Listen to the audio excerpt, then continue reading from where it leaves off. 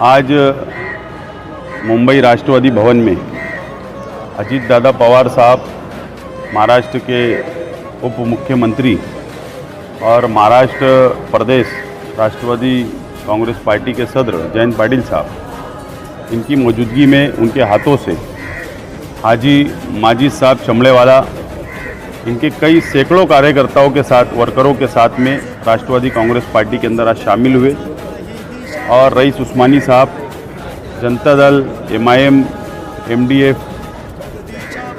ऐसी अलग अलग पार्टियों के कार्यकर्ता, वर्कर आज राष्ट्रवादी कांग्रेस पार्टी के अंदर शामिल हुए हैं।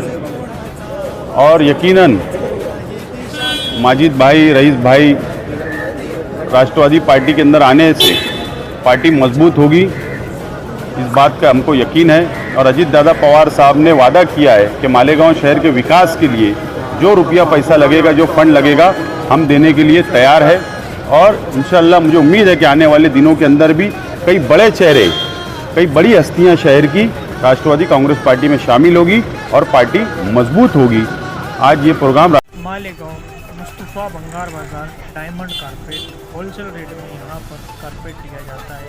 हमारा पता याद रखें, मालेगांव मुस्तफ़ा बंगार बाज़ार डायमंड कारपेट।